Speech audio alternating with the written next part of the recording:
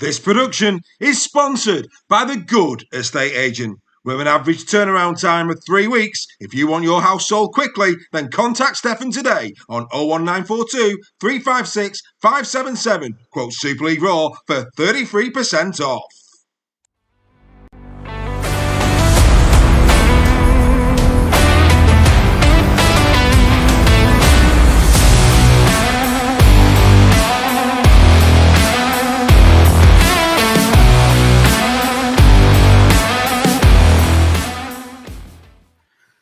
So good evening and welcome. That's right, it's Playoff Rugby League time. The captain's run on a Thursday night. We hope that plenty will join us as the show goes on. Good evening to Reggie. Good evening, Reg. Good evening, sir. Are you well? Very well, Mr. Sale. Lovely haircut, if you don't mind me saying, sir, especially for the occasion. Absolutely. Yeah, no, my barber's just back off holiday. So Splendid. What's your barber's name? I don't know. You don't know your barber's name? Paragon Barbers. I don't know his name. You don't know his name. You don't know his name. Fair enough. He's done a lovely job, whatever he is. And Bazza, you might just want to tilt your camera, mate. We can only see your nose. There you go. There he is. Hello, Bazza, back. Bazza's with us tonight. Hello, Bazza. You well? Yeah, I'm well there. Thank you. You all right, kiddo? Absolutely splendid, right, boys? Yeah, we'll get rid of the graphics. We'll bring them back later in the show. If you want to become a member, we'll leave the QR code up. Hopefully, you'll enjoy the show. But lots to debate. Before we get into the playoffs, I've got a massive show planned tonight. We're going to get into some real detail, some real good talking points about these two games that are coming up this weekend. But of course, the announcement has been made today. Coach of the Year. 3 candidates: Willie Peters, Matt Peat, and Adrian Lamb. Now, you may not have seen it, boys, so I'll just let you know what I've posted on our socials, and then it's going to be over to you. I've had my say on the socials. So on the socials, I basically said the following. Willie Peters, Challenge Cup win, League Leaders Shield win, improved. Matt Peat, lost the Challenge Cup, lost the League Leaders Shield, regressed. Adrian Lamb, best finish that Leigh have ever had in Super League, the highest points they've ever had in Super League, progressed. Darryl Powell, Brad Arthur. How could they have been overlooked for Matt Peat? Now, somebody said John Cartwright. I think the distinguishing thing for me where John Cartwright was concerned, he's out the top 6.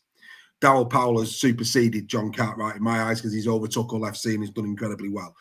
So that was my take on it. I didn't say which of Brad Arthur or Darryl Powell put in there, but I just felt that Matt Peat, having lost 2 trophies that he had his hands on last year, I just felt that this year, perhaps Powell or Arthur, for their improvement, should have been in. Now, I'll ask Stef specifically about Brad Arthur, because, of course, he was your point to prove. So I'll go to you first. Should Brad Arthur have been in the shortlist over Matt Peat, in your opinion? Yes, I think he should, just because of the improvements. But I would still have Darryl Powell above Brad Arthur. So because it's a 3, isn't it? My 3 would be Lamb, Peters, and Powell. But Brad Arthur's done a fantastic job at Leeds. He's done exactly what he needed to do and what people were asking of him. And I'm sure Leeds will probably go on to bigger and better things next season as well if they don't win it this season. So, yes, it seems to have been a phenomenal effort by him to turn around from a team that was 8th and looking very average to being one of the best teams in the comp and beating the best teams in the comp as well. He's done a tremendous job.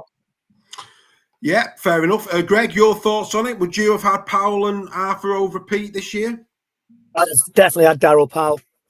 Yeah. I think what Darryl Powell has done at Wakefield is nothing short of miraculous. You know, Darryl Powell's reputation was in the dustbin when he was sacked by Warrington. He went to Wakefield.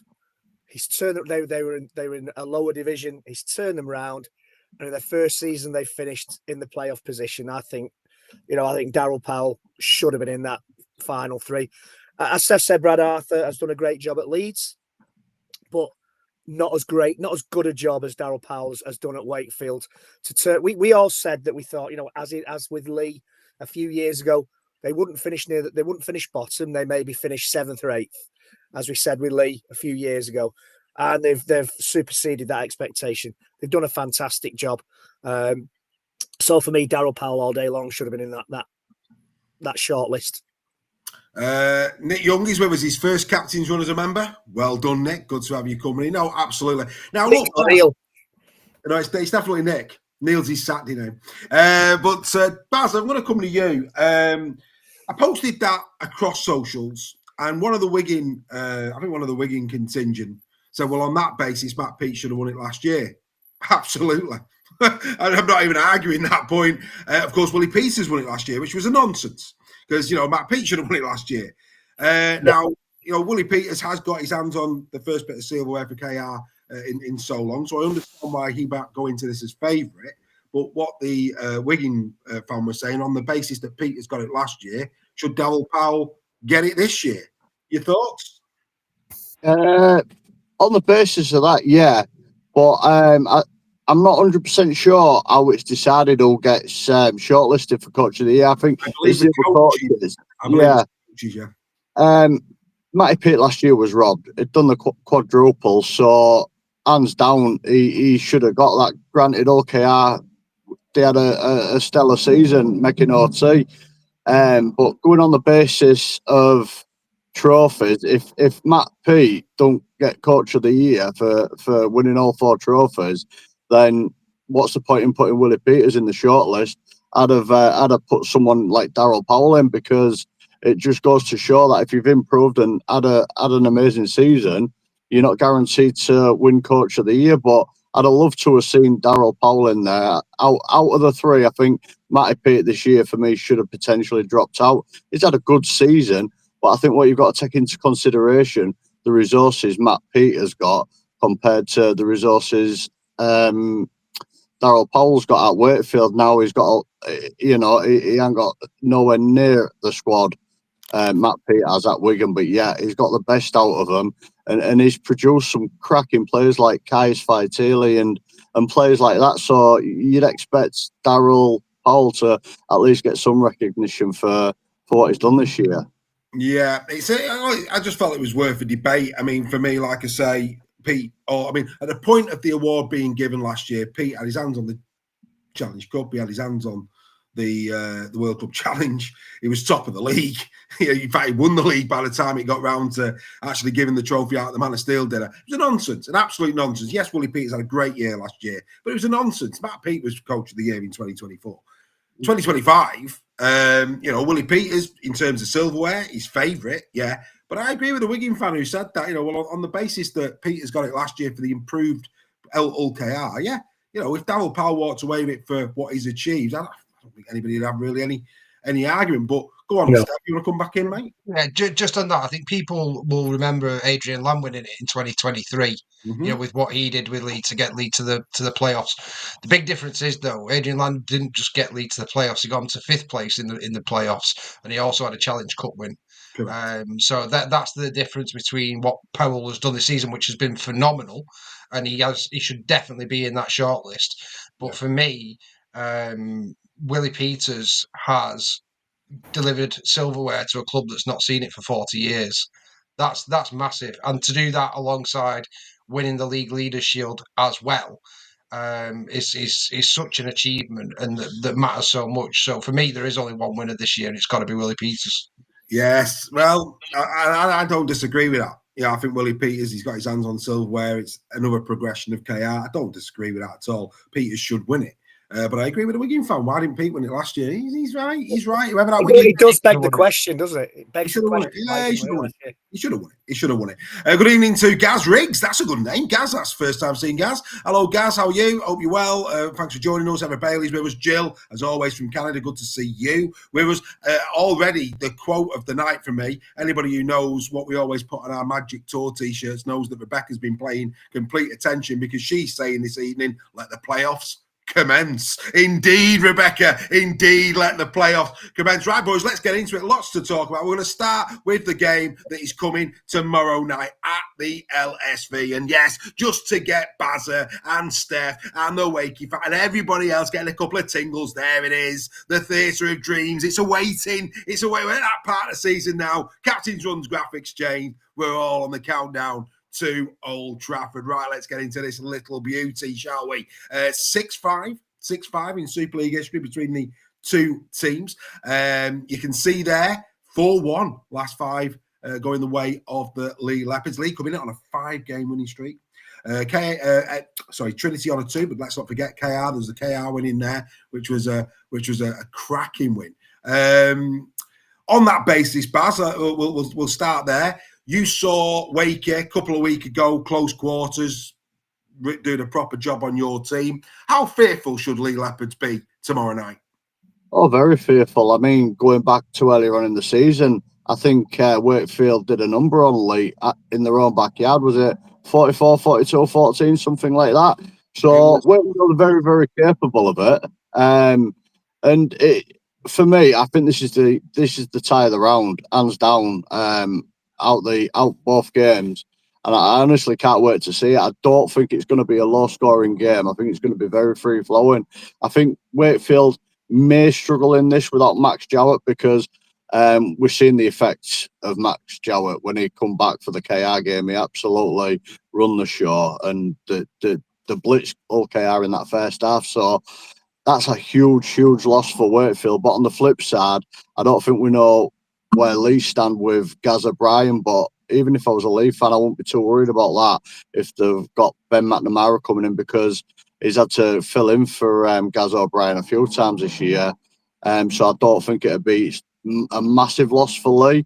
I think it's going to be a cracking game. A cracking game. It will indeed, Mr. Kingston. We'll come back. We will come back to you. In terms of getting back into it, I mean, this was quite interesting, Greg. That Wakey have scored more points in Super League than Leigh. I mean, that's incredible. You know, I mean, let's just consider again. We're talking about what Wakefield have achieved at the start of the season. Nobody would have had Wakefield Trinity scoring more points in 27 rounds than the Leopards, would they? No, not at all. And I think the thing with Leigh is, and Stef might know better than me on this one, Leigh have been scoring consistently, whereas Wakefield have had some big wins. I'm not saying Leigh haven't, but when Wakefield have won, they've tended to win big on a few occasions, and that's pumped the points up. But no, you're right. Especially, championship last season, coming up this season. That to have that stat is quite something going into these playoffs. It is indeed. I'm coming to you, Stef. Don't worry. You're going to get loads here, mate. You just hang your horses. I'm holding the sail back. Getting, at the end of the day, we'll be able to see the sweat better now he's had his haircut as well. He's going to be a big game, this one. Both defences. I mean, that's impressive, Bazza, isn't it? Look at it. 6 points difference in defence. I mean, admirable defences. Good defences for this, after 27 rounds. Again, not much between them. But here's the thing, Bazza. You get to the conversion percentage, and I come back to this with Stef all the time, but I'll get a different take on it. 79% Trin, 70% Leigh. It is an Achilles heel at times, this for Leigh, in terms of when they get the tries, they just, they get 7 out of 10 conversions. And in playoff rugby league, conversions are so important. Yeah, they are. And I saw that firsthand last year with my own team, of how important having a solid goal kicker is. That's quite a low percentage that as well for Leigh. Gaz O'Brien is normally pretty bob on off the boat, but he's missed a few. That's why I think it could be vital to have Gaz O'Brien playing in this game, because if it does come down to conversions, you'd put your money on it. But again, I think if you look at Leigh's scoring record throughout 25, a lot of their tries have been scored on the edges, so that's always going to make things a little bit more difficult. It is. Well, we'll get into the key matchups in a minute, but let's unleash the sail. Let's unwrap him. Right then, Mr. Sail. Let's get into you. Stef, earlier in the season, mate, let's go through these, because I know you went to them. Let's start off with that round 6 game. You were there. And I think this is why Leigh fans will have nothing but the utmost respect for Wakefield and know how dangerous Wakefield can be. 40 points to 14. It was a massive win. At that point in the season, dare I say it, a statement win from Wakey. To go to the LSV and to pump him. Nobody does that. So you've got to, everybody at that point stands up and goes, whoa, what a result that was. I don't want you to relive it. I do, really. I'm going to remind you, not that you need reminding, Mike McMeekin that day at the LSV was absolutely, well, if there was a reason why, an example of why he was in the dream team, Leigh away might be a great example. He was exceptional, mate. From your perspective, you're in the ground. What do you remember about that game, and what are your thoughts now looking back? I remember it was a really bad first half from Leigh. I think they were 20 odd up at half time, if not more, 28, something like that. No, 18-10. It was 12-0. You were 12-0 down. You brought it back to 12-10. Then they went in 18-10 up at half time. All right, so it was the second half. Second half it was. Yeah. But no, I mean it was a bad half from Leigh. Leigh switched off in that second half, and Trinity rightfully ran away with it. But for me, it was one of those games. You get games like that. It was just a freak. Performance by Wakefield, who were outstanding, in that game in its entirety. Yeah. So yeah, nothing but credit to them at the time. It was fantastic. But what I would measure it on is the week after we went to their place and beat them in the Challenge Cup. We're coming to that. We're coming to that. So it's at a time. Yeah. But no, it's there's plenty of sides that have come under that from Wakefield this season. Wakefield, when they turn it on, and Bazza's team got it the other week. When they're on it, they're on it. They're a fantastic attacking side, and Daryl Powell gets the best out of him. He's a great motivator for big games, especially. So that's the worrying thing for Leigh. Plus, they're going to travel with 2,000 plus fans. That's going to create a fantastic away atmosphere, and it was that day. It was their fans had a real big impact on the way they played. So it's keeping them quiet is going to be a massive job for the League players this week. God, even the chat looks nervous. It's amazing. It's playoff rugby league time. Everybody's getting nervous except me and Greg. We've got nothing riding on it. It's outstanding. We can just enjoy it for what it is. Oh, happy day, pancake. Anyway, Mike McMeekin. I mean, look, going back to Mike McMeekin, Reggie, in that game, 2 tries. 1 assist. His assist was like a basketball job. It was a piece. Yeah. That was the first try, actually.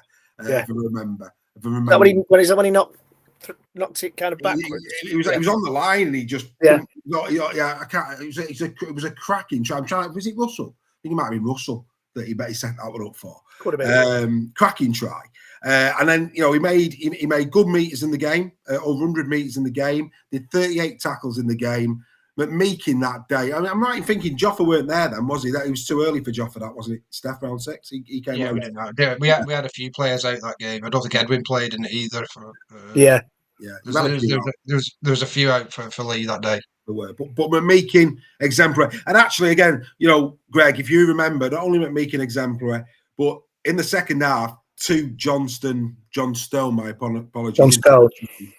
And the intercept tries killed Leigh. They absolutely killed him. 1 straight after half time, and then 1, I think it might have been the penultimate try, if memory serves me right. But it just says how good Daryl Powell's team is, isn't it? That particular game. It's a great example of that. I mean, the KR game, there's other games, but that was one of the games that really show why Wakey are deserving of this spot in the playoffs, mate. I completely agree. And, not just that game, but as I said before, when they won, they tended to win big. They played Salford 3 times, which has probably helped their points difference. Apologies to Matty and all the Salford fans out there. But yeah, I mean, when he's got a performance out of his side, and remember in defeat, they've been good value for money in defeat a lot of times against Rhinos, against Saints. They've been they absolutely taught Warrington a lesson in that second half of the Halliwell Jones. So yeah, I mean that's why I'm surprised Powell isn't in that list at the end for coach at the end of the season, because when he gets them playing, they sing. We're going to get into the other 2 in detail, but just as a starter for the other 2, Bazza, if they deliver what they delivered in the Challenge Cup and the second game, of course Leigh won both of those, but if the 2 teams deliver the standard of rugby in those second 2 games, we're in for an absolute treat tomorrow night, because both of those really put on a show. Great rugby league, great tries, good defence. We're in for a treat, mate, if they can replicate the last 2 times they met. Yeah, absolutely, mate. And if both sides are on point, firing on all cylinders, and the show that's been put on at the LSV, it's going to be a spectacle. Might even have like a grand final feel about it with the fireworks, the smoke. both players knocking 10 bells out of each other. If the quality's there, mate, it's going to be very difficult to split these two. I think where Leigh major is they've got experience in the playoffs. They've finished in the playoffs the last 2 years, but on the flip side, that also makes Wakefield a little bit more dangerous because it's like a free hit. They weren't expected to make it in the playoffs. They've made it in the playoffs, and they'll just probably go and enjoy themselves now. It's if Leigh can stay structured and keep the calm, because I can imagine Wakefield are going to throw everything at Leigh in that first 20, and it's all down to Leigh how they cope with that. Absolutely. Stef, let's take you back to the DIY Kitchen Stadium. You were there with your family for the Challenge Cup quarter-final. Again, like I say, it was a really good quality game of rugby league that night. It was a really good game of rugby league between the two sides. I thought the defence was good. There was some really good cover defence on the night as well. You were there. Good game. If we're in, like I say, if they could replicate that as a game, either way, we're in for a treat. That was a good game of rugby league, wasn't it? It was, and it was very close. I think it was a late Joffa try that got us over the line in that one. I think it was 20 points to 12, was it? No, that was the league. That was the League one, 24-20. The Challenge Cup one was the Tessie New one, where the Tessie New went in, tackle busted about. It took 3 of them out. Oh yes, yeah. Cracking try from Tech. That was the one that clinched it. Yeah. No, it was. I mean, the biggest thing about that win was when you have had a good arse kicking basically at home, to go away, especially to Wakefield's ground, because that's their fortress, isn't it? They have made that ground a bit of a fortress for them now. But to have the togetherness in the team to not navel gaze and go there and put on a performance and knock them out of the Challenge Cup was a phenomenal effort with 1 week turnaround. And that's, again, it's all credit to Wakefield this because of how well they played. Leigh must have really upped it for that one, because I know how much Matt Ellis wanted to replicate what Leigh had done and get to the Challenge Cup final. So that game meant a lot to Wakefield, and it was very pleasing from a Leigh fan perspective. We were able to sort out what we got wrong in that game and then turn it around into a victory. No, absolutely, mate, absolutely. And I'll cast your mind back to the game that you were talking about, where you're right. Joffa did go in on the 74th minute to get the clinching try. You were 18-20, so you were 24. My apologies. You were 20-18 down, and Joffa went in on 74 minutes. But before we get into that, again, another high-quality game of rugby league. It was incredible. Lamb set up a great try, if you remember, on the left edge, where he did that little thing like he did the other week, where he delayed the pass and put it round. Jowett was on form. We'll come back to him in a minute. But the one that really was a thing of beauty was the first Armstrong try. Absolutely outstanding. Pape, if you remember, Pape passed it to Lamb, and then Lamb put it straight back on the inside, and Armstrong went like McNamara, weren't it? No, was it? Yeah, no, sorry. Could have been. It was definitely Lamb who put the pass back into Armstrong. Oh, Definitely. No, I'm pretty sure. I'm sure it was Pape to Lamb. Anyway, I could be wrong. But I'm sure it was Pape to Lamb. I'm sure you're not. I'm sure it's me. I've had plenty of years. You could be right. Anyway, all I know is it ended up in Armstrong. It was a lovely reverse pass, no matter what we say. Lovely reverse pass from someone. We'll go on to someone. But that try was a thing of class. I mean, and again, we'd love to see something like that tomorrow night, wouldn't we? A moment of real genius. Oh, I've no doubt we will. It's the way the two teams attack. It's going to be, there's not 100%. There's going to be some worldly tries scored, and both teams have got players who can, off the cuff, produce some moments of magic. So it'd be incredible to think that we're not going to see some really spectacular tries on Friday. Yeah, if you like your apples, I like them golden delicious. That was a beautiful try. That was from Armstrong. Superb. And if you remember, Stef, as well, Pratt and Hanley, that game, we're having a little bit of a tete-a-tete. So that could be one to watch. Well, I think Pratt that game made Hanley look very ordinary in defence. He went round him a couple of times. Hanley's obviously made big improvements in that area over the last 6 to 8 weeks, I'd say. But yeah, that's definitely going to be a battle. And I think they were really having a bit of jibes at each other. I remember, didn't Pratt score the try and then went straight to Hanley and told him all about it? So there is a bit of history there to watch out for tomorrow night, and maybe Hanley can get a bit of payback for that. We like a bit of sports, don't we? We like a little bit, not quite bit of sport, bit of handbags at 20 paces. You never know. Well, let's get into the teams. Here they come. Stef, talk us through your side, mate. Are you happy with its condition and going into the game? I think this is probably the strongest it's been all season. There's everyone's available pretty much apart from David Armstrong. So yeah, it's a really strong team. Obviously, Ethan O'Neill's still in there again this week in the 21. I don't see him playing. I think it's too big of a game to come back into when he's not played for 4 weeks. I think he'll stick with what we went with last week. So yeah, it'll be interesting to see which squad he does pick. But I think I can't see too many changes from the team that we put out last week, apart from I think Keenan Brand will come back in the side because AJ Towers obviously not made it there, but he had a really good game against Huddersfield, AJ Towers. So a bit unlucky to drop out of the squad there, but Keenan Brand needed a bit of a break, but nothing that's going to keep him out of the team, and I fully expect him to be started on the wing next to his best mate Hanley tomorrow. He has to come back, mate. He's been in too good a form. Obviously, Jack Hughes hasn't let you down in second row. He's had a couple of decent performances. Does Brad Dwyer retain a spot on the bench or starting based on last week? Has to. Yeah, has to, because the only thing I can see him doing is try and go a bit heavier in the pack. Whether that means bringing Tutavaki in instead of Dwyer and just going with Matt Davis, to add a bit more size, and the hooking option with Matt Davis.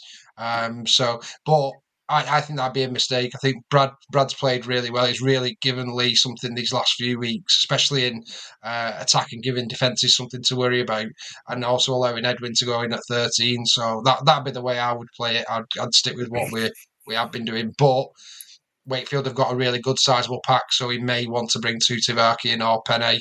Who knows?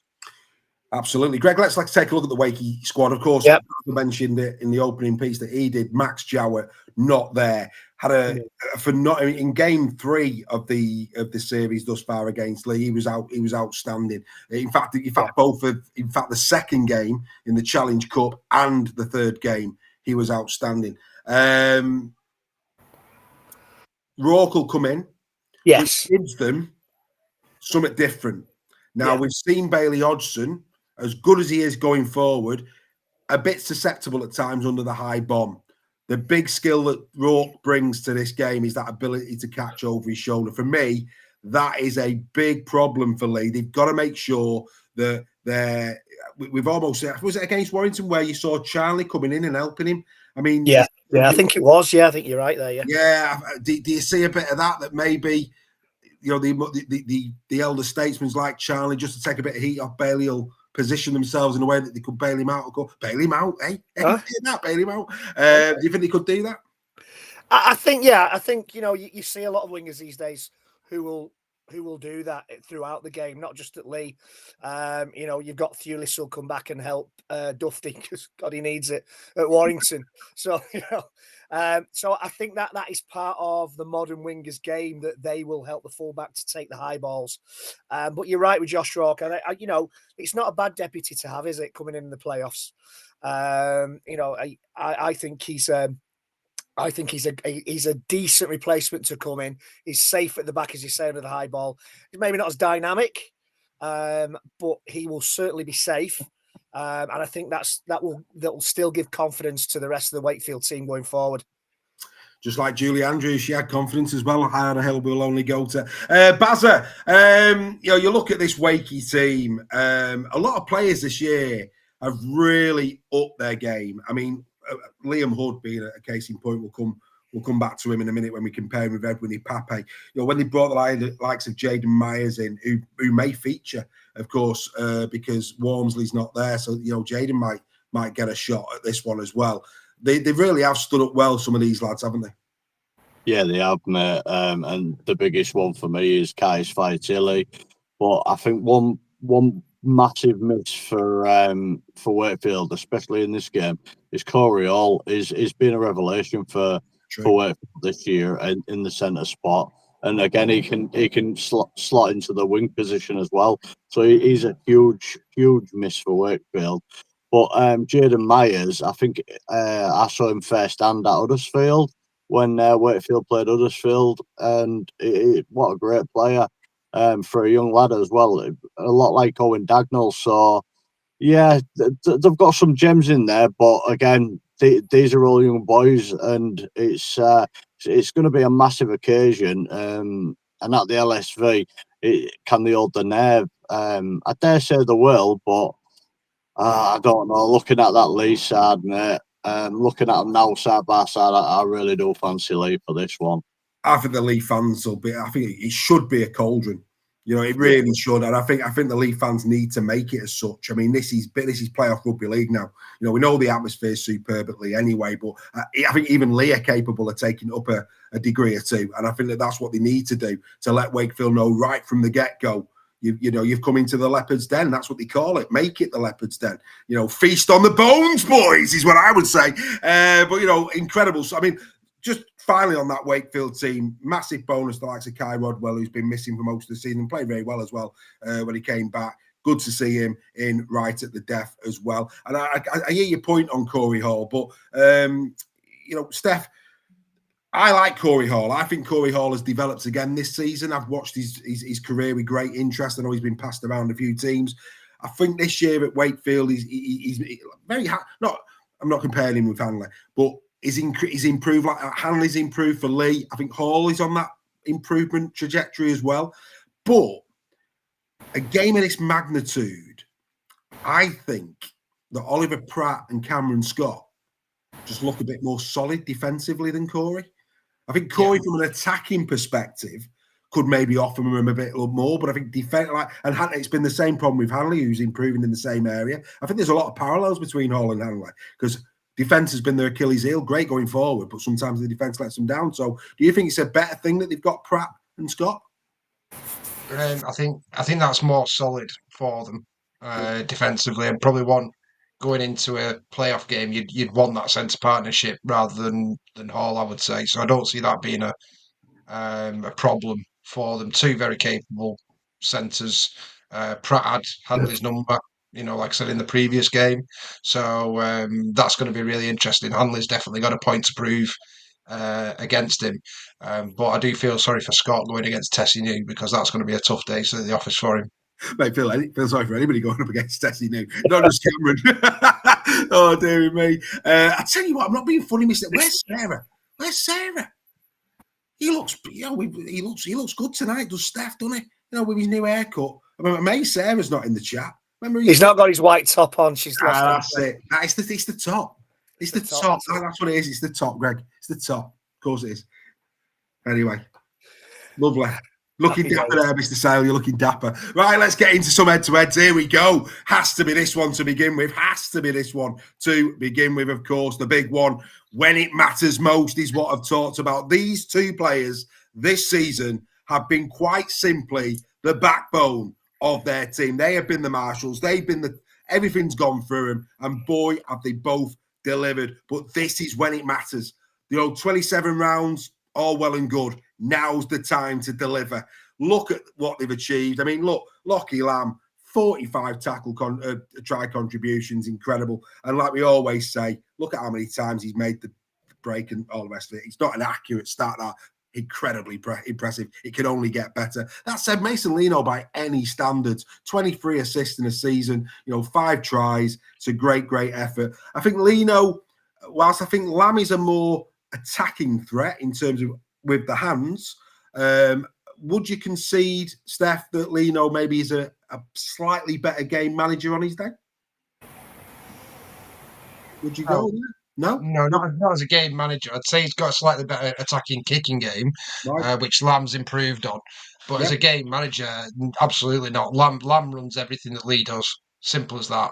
And you can't not be a game manager getting 41 assists. Yeah, no, I just mean in general, just taking the kicks into account in terms of the bombs, in terms of field positioning, things like that, all around the field. Do you think? Well, I think Lamb still does the majority of Lee's kicks in general play. I know some are taken by O'Brien, but you could say Truman takes that off Lino as well. I think when you look at, we're talking about an overall game as a game manager. Lamb's kicking game's decent. His assists are miles better than Lino's. And he also can run the ball really well, which both of them can do. So I don't think there's much in it. I don't think there's loads in it, but I'd say Lamb all round is the better. Fair enough. How am I to argue? You see him every week, my friend. Mr. Kingston, your thoughts on this little tussle? I think it's a really exciting tussle. Mason Lino this year is been phenomenal, especially after it looked like he was on his way out, not getting the number 7 shirt, but he's proved a lot of doubters wrong. But I feel like in a game like this, Lockie Lamb is the better of the two, because Lockie Lamb has been consistent throughout.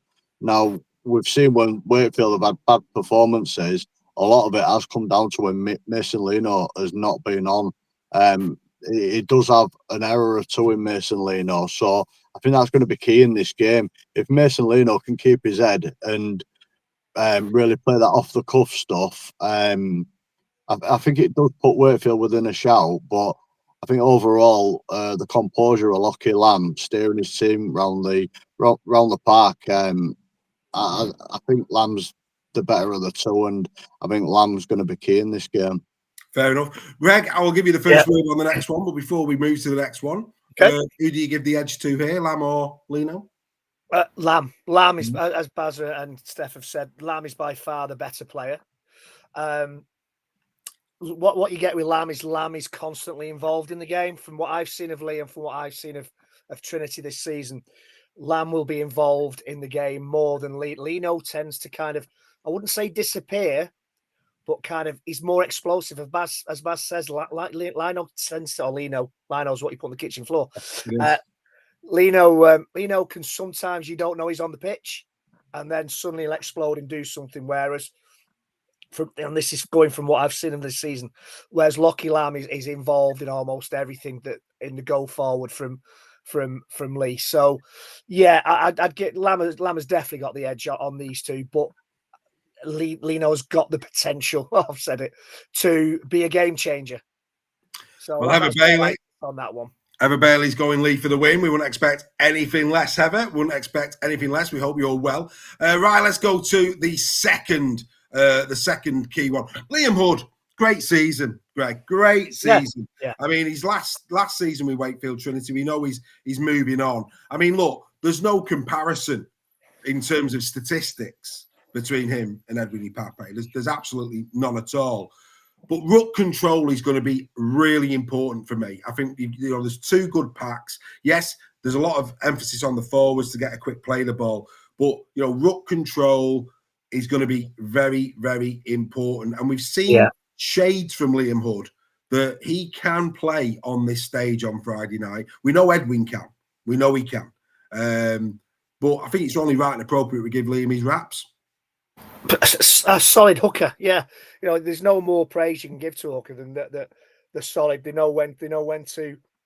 A good hooker knows when to take the line on, when to get the ball out. He knows when to dart from the play the ball. Liam Hood reminds me kind of in a way of an Andy Ackers type hooker, in that that they're again same with Lino. I suppose you probably don't notice they're there until they actually do something. Whereas with Ipape, he's again like Lamb. He's constantly in the game. There is an error or two in Ipape, as Stef would probably agree or disagree. I don't know. He might disagree, but there is an error or two, and there is a penalty or two in Ipape. But yeah, Hood's a solid kind of a kind of Powell kind of hooker from a couple of years ago. Powell's kind of at Warrington, not Darryl Powell. Powell's lost a lot of momentum this season with the kind of injuries to other players have knocked his game, I think. But he's that kind of controlling hooker rather than explosive hooker that Ipape can be. Yeah, I mean, Bazza, I was privileged enough to be with Stef last year at Salford. Ipape's pass, I mean, for me, it was one of the moments of the playoffs. It was just unbelievable. I don't know if you remember that, where he broke through at Salford and he's ball. Who was that to? Was that to Lockie Lamb? It weren't to Lamb. Who was it to? Gaz O'Brien. Incredible. Broke through. And I think me and Stef were right in line with it. And the ball was an absolute peach. And that's what Leigh need Edwin to do. Edwin, as much as Lockie Lamb and Stef's right there in terms of, how important and central Lamb has been to Leigh's success this year. Edwin Pape has got, every time he steps on the field, he can be the game breaker. And they need that Edwin Pape in this playoff series, don't they? Yeah, they do. And I dare say they will get it. And the beauty about Edwin Pape is, Liam Wood not only has to worry about him being in front of him, but 10, 15, 20 minutes, Edwin and Pape can drop into loose forward and play a stint there. So his versatility is second to none, but he's just a massive hitter. And one thing I've noticed about Edwin, he's got a cool head on him. He puts some big shots on, and his mid-tackle account in that is not great, but that's because he's putting these massive shots on. I think going into this, Liam Wood needs to keep his cool because, again, he's got a bit of a hot head on him.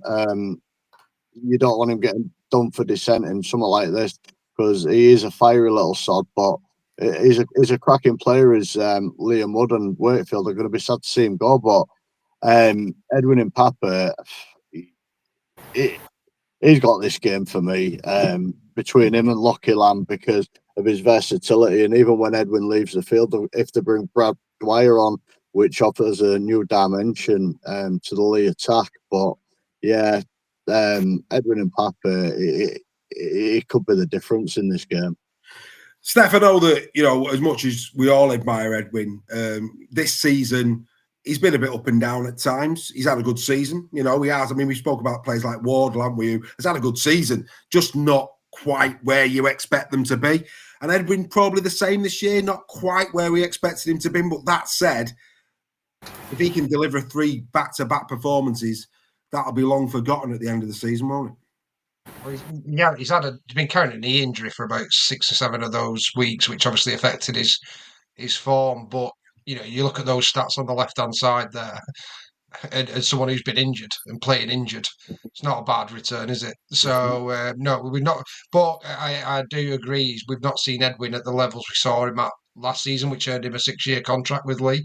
I think we've seen a glimpse of it in the last couple of weeks, and I would say watch out Wakey this week.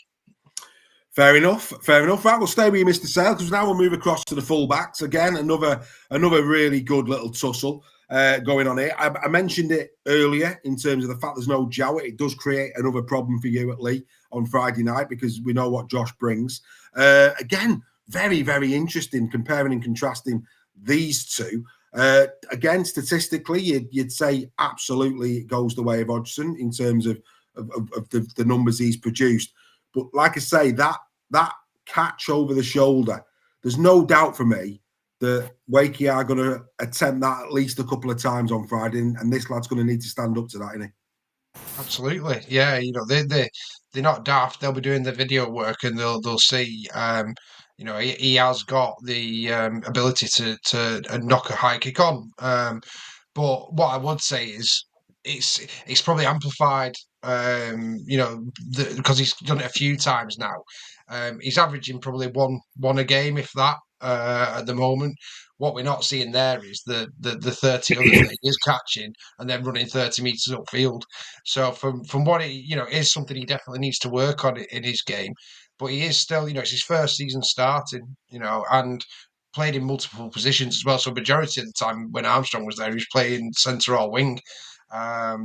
So he is still learning the position, and I think what Bailey needs to work on, I don't think it's his actual catching. I think it's his positional play. I think he stands too deep sometimes, which then means he's sprinting onto the ball trying to catch it rather than just jumping up and catching it. But Lamb's obviously coaching him, and he will get better. But for his meter making and what he brings to the team, I think he's been phenomenal this year, Bailey. Yeah, I mean, Greg, in terms of Rourke, I think he's been a bit in and out. I mean, I think those he's got 21 there, but he's played off the bench a few times, etc. And he's been in, and then he's had like 3 or 4. Then he's been out, and then he's got.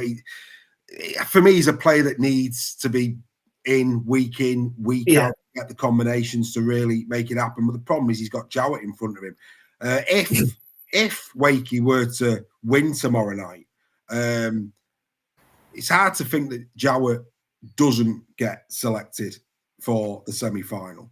But if Rocky can put in a man of the match performance, remember, I mean, Leigh, a completely different level of opposition to what I'm about to say, but remember Magic 2024 against Hull FC, where Rourke had an absolute belter for London. You know, if he produced a game of that quality, that's a big headache. I mean, it's a great headache because they'd be in the semi-final, but that'd be a big headache for Darryl Powell, wouldn't it? It would be. And, you know, for me, Rourke was one of the players of that weekend. He was sensational, and that's what's got him another Super League contract this year when, you know, sadly London left us last year. But yeah, you're right. It's a nice problem for Darryl Powell to have, I think. If they were to beat Leigh, who does he play at fullback? He's not letting anybody down, Josh Rourke. No. But you do, if you get to the semi-finals of the playoffs and you've got half a chance, if you've got a sniff of Old Trafford, you want your best players, your dynamic players. You want your match winners out there, and that's what, you know, Jack can be on the day. So but it's a lovely headache for Darryl Powell to have if they do get through to the next round. It most certainly is. And Bazza, there's only one thing for me that's missing a little bit from Bailey Hodgson, and I can't believe it, and it's the tries. You know, it's the tries. I mean, it's the final frontier for him. I think once he starts to maybe get. Well, I think this lad is capable. On this year, I'm amazed he's not in double figures. When you watch the lad play, the amount of times he's so nearly away, and an ankle tap or something brings him down. Once that gets added to his game, what a player this kid's going to be. Are you playing Bazza?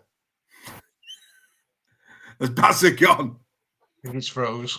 Has he froze? He's froze. Has he realised he's froze? I'll ask you the same question, Stef. You know, once Bailey adds tries, you know, to his game, he's, you know, that's it's the final frontier. Yeah, he's going to be outstanding. Like you just say, expect him to have a lot.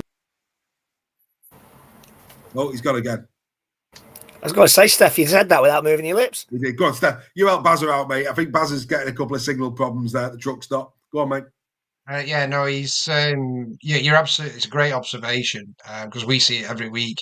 The amount of times when he's this close, you know, from a full length try, you know, he just tends to get ankle tapped or, you know, last minute grab on him or whatever that brings him down. So again, it's part of his game where I think when we saw Armstrong earlier in the season, his link up with Lamra in the back, that's where Bailey needs to work on.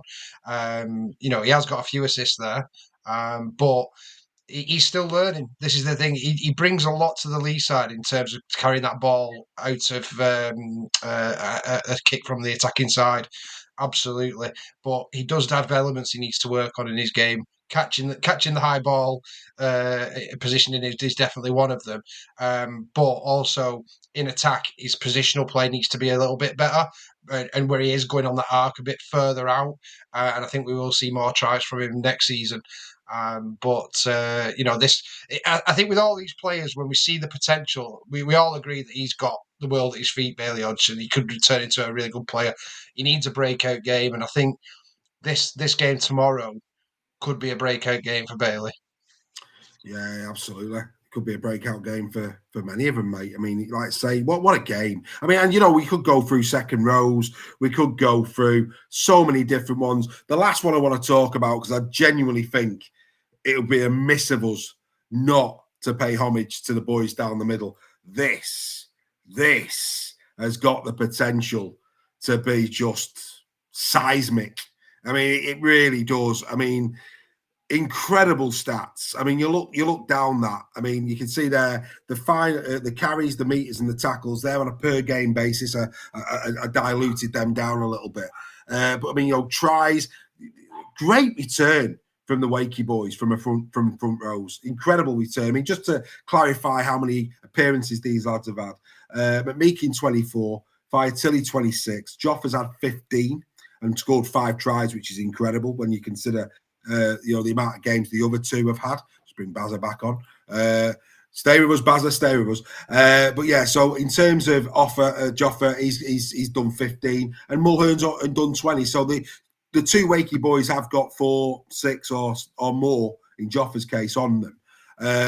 But really good try return from Joffa there. No doubt about it.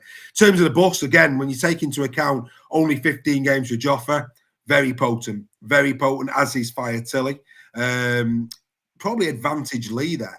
When you actually factor in per game, probably a bit of an advantage there for Leigh. Breaks, incredible from McMeekin and Fire Tilly.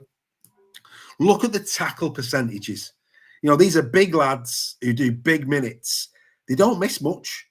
You know, they proper, you know, it's not just the collisions going forward, it's the collisions that they hit when people are coming towards them. Absolutely unbelievable. Very similar work rates in terms of carries, and not an awful lot in it in terms of meters made. The one surprise for me on that was that there was, a 16-meter difference between McMeekin and Offengawi.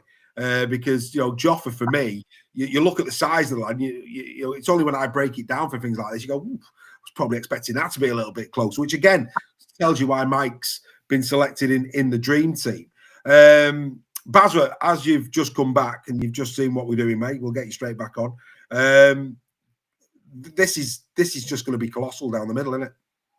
There's going to be some right big battles, some big hits. Robbie Mullane. I think Robbie Mullane's been a bit stop-start this year. I know he's been injured. He's had a few errors in him since he's come back from injury. And Joe Offengawi, Joffa, he's been out for a little while, so you know he might be a little bit rusty. But as for the Wakefield pack, Mike McMeekin, he's been outstanding this year, mate. I've got nothing but high praise for him. The engine that guy's got on him, and he's still going. He's got big game experience, so he'll be the calm head in the middle. But he's going to have some big bodies running at him.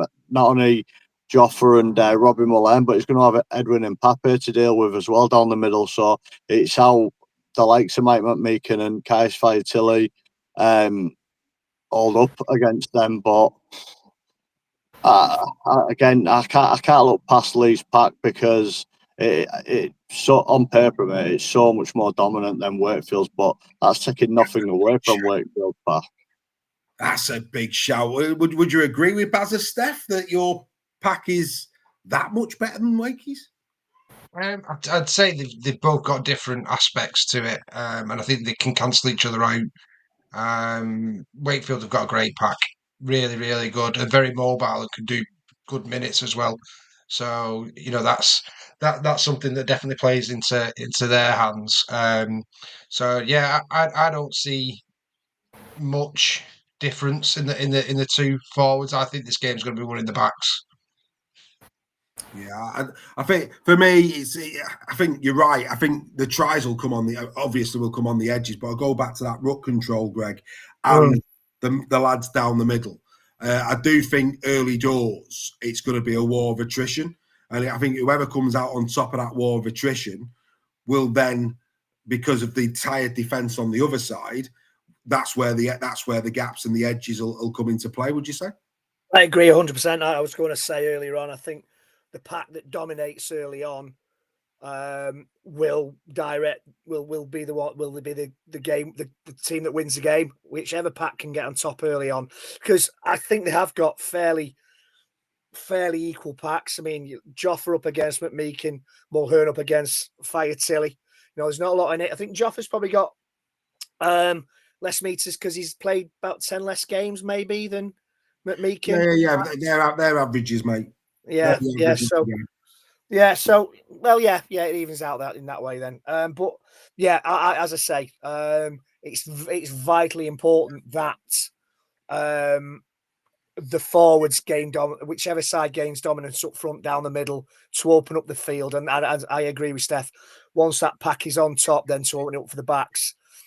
And I think this could possibly be where the backs will come into their own and the backs will win the game. One thing that we haven't discussed is benches.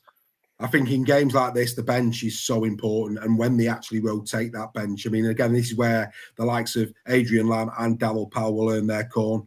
tomorrow night, because they've got to get. I mean, obviously you can't legislate for injuries, HIAs, things like that can disrupt it. But they always go in. They always know. The players always know at such a minute you're coming off. This person's going on. That's all pre-planned, and of course there's contingencies around that. Stef, from a starting perspective, you've got options, of course, in the front row. Who would you like to see start? Because if me and Greg are right in that respect, that opening 20 minutes is a real battle. Who would you want Adrian Lamb to pick as you're starting? I say front row, including hooker. Who would you want that three to be? I would say Owen Trout and Robbie Malone As your starting props, with Edwin or with Brad Dwyer? Oh yeah, with Edwin, yeah. Edwin to get on the I think Edwin will play 70, 75 minutes. I think if they do spell him, it'll only be 5 minutes, and he'll play a role at 13 and give Louis a rest. So when Dwyer's on, I expect Edwin and Dwyer. They like to get Dwyer and Edwin on at the same time for as much time as possible, because we saw it the other week, didn't we? You know, when Mullen did that great dummy run and Edwin went round the back playing 13 and went under the sticks against Huddersfield. So yeah, that'd what I'd be. I'd get Joffa coming in when those two have lightened up Wakefield's defence a bit. And on the same token, Greg, from a Wakey perspective, I mean, we know McMeekin starts. That's a given. I think they start Liam Hood as well for the same reason as Pape, because he's got the defensive quality. He's got a decision. It's a good position for Davil to be in. The fact that Kai Rodwell's back, that's a really good position for him to be in. I think, and Bazza, chiming after Edger, I think the old Fertilli back. I think Fertilli will be the impact, and I think it's probably going to be McMeekin, Rodwell, or probably a Tony. I don't think it'll be Staunton. I think probably a Tony, maybe. Who do you think he puts next to McMeekin and Hood as a starting prop? I thought Fatili had his most impressive games early on as a starting prop, I must admit. And as some of the Wakefield fans said in the chat on Tuesday, he's kind of tailed off. So for that reason, I would leave him on the bench and having an impact player. He's had a long season. And maybe bringing a Tony off the bench as well with him.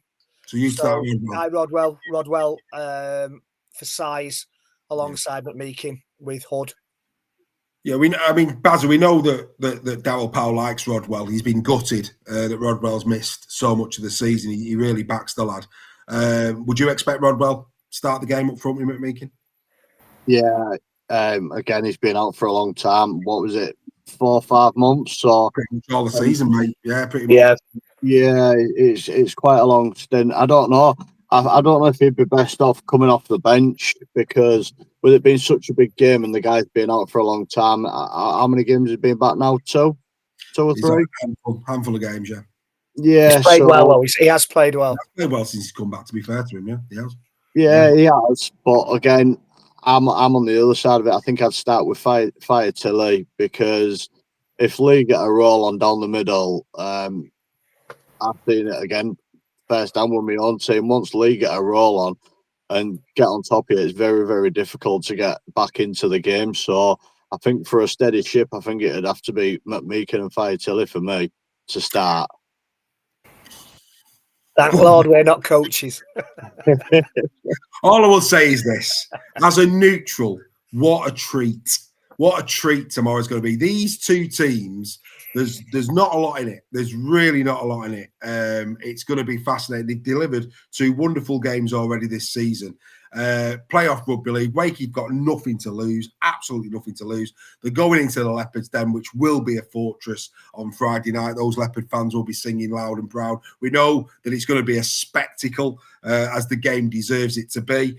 Can't wait. If certain games are made to kick off a playoff series, and I think this one is. I think the emotion of it, 2 teams that have had a recent upsurge in fortune and form.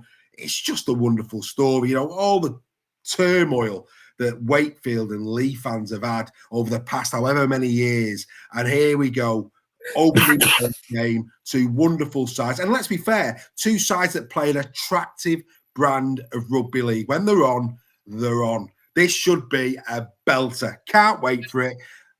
Good luck, Stef. He's going to age 10 years tomorrow night. Good luck, mate. We wish you well with that. So yeah, we've done our best to build it up. Some great conversation, some great statistics for you there. Bazza, who do you see winning? Of course, we haven't had your prediction, your personal one. What are you saying on this one, Wakey Leigh? What's your prediction? I'm going Leigh 9-17, but I think it's going to be an high-scoring game in the 20s, possibly 30s. It's going to be free flowing. I can't see it being a defensive masterclass. I just think we're going to see a lot of expansive, attractive rugby tomorrow. Let's hope so. You've gone the same as me. I've said Leigh 9-17. I said Leeds 9-17. I think Stef went 1-8. Is there a call to Leigh? And Reggie, you went Wakey, didn't you? I did. Everything tells me. Everything tells you it's Wakey. Oh, it's a Leigh win. Everything tells me this is a Leigh win. So you back Wakefield? 5 wins on the bounce. Wakey, a bit up and down form coming in. The atmosphere at Leigh, the atmosphere Leigh have created all season. But you know when you get one of those nagging little feelings that there's always a shock in these playoffs. Sorry, Stef. I just get the funniest feeling that Wakefield I'm just going to do it 1-8. It could even go to golden point. It could. Let rugby league be the winner. Right, let's change track. Let's go to the Saturday fixture. Leeds Rhinos taking on the Saints. Great game, this one, for us to have a quick chat and debate over. 34-50 in the favour of Saints over the course of Super League. The last 5 meetings, folks, 4-1 to the Saints. That magic weekend win for the Leeds Rhinos. To put this into further context, my apologies, I'll put my teeth in. The last 10 meetings, Saints have won 8. So that tells you, if you're a Saints fan out there, perhaps this isn't the worst fixture you could have. And of course, we've seen over the last 2 weeks, Leeds without Connor don't look the same Leeds. Stef mentioned it on Weekly. A rib injury is a very tough injury to shake off. We know that. I mean, he's going to be playing. There's no doubt about that. He'll be injected up and he'll be playing. But yeah, this isn't as straight cut as people might think based on what we've seen over the course of the season. Leeds have been by far the better side to watch. They've looked more cohesive throughout the season. But St Helens, remember Warrington last year when they took them to Golden Point and nobody gave them a prayer. So, opportunity potentially here. Last 7 games, here's one for you. 8 out of the last 10, and Saints have won the last 7 away at Leeds. The last 7 away. I'm building this up, aren't I? Happy days. The last win for Leeds against the Saints. That wasn't, of course, a home win. Was a 16-14 win in August the 18th. Guess the year. Everyone have a go. What are you going, Greg? 2020. 2020. COVID year. 18. 18, Bazza. 17. It is 17. 18th of August 2017 was the last time the Rhinos fans saw their team beat Saints at home. Wow. Suddenly all the Rhinos fans are turning off. They thought it was cut and dry. It's far from cut and dry. This is going to be an absolute belter. There's no doubt in my mind on that. Form-wise, of course, Leeds back-to-back losses. Saints winning last week, of course. I'll say well. It should have been well, but all credit Castleford. They put a scare on him. Look, the key element of this, and I think I'll jump to the last game before we go through the others. Let's talk the round 18 game as a starter for 10. Bazza, I thought in round 18 it was 6-0 to Saints, and if you remember, it was Owen Dagnall. Owen Dagnall this season, right? Here's one for you as well. Owen Dagnall this season has had a right result against Leeds. He's had a right result against them, and he's not there. He's not there. but it was Dagnall's try, very nice try as well, that got Saints the win 6-0 in round 18. But Bazza, here's the question. What we saw in that game was why Saints are the second best defence in the league, and Leeds are the second best, and Saints are the third best. It was a defensive, and I remember me and Stef talking on Round Unpacked that we fully enjoyed it. It was one of those games where, as a pure rugby league fan, it was two defences going hammer and tong with very little change given. Great cover defence on both sides. What were your recollections of that game, Baz? It was a belter, mate. It was, mate. It was a bruising game. Nobody was given an inch.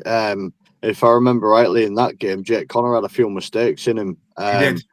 Which wasn't great for obviously the Leeds contingency. Didn't he throw a wild pass out into the second tier of the South Stand? But well, I think if you recall, and forgive me if I'm wrong, there's a lot of things that go in my head. I think this was the game after he'd been shunned for England. Yeah. And he had a shocker. And we all said after he's just played into Sean's hands. Was that this one or not? No, it wasn't that one.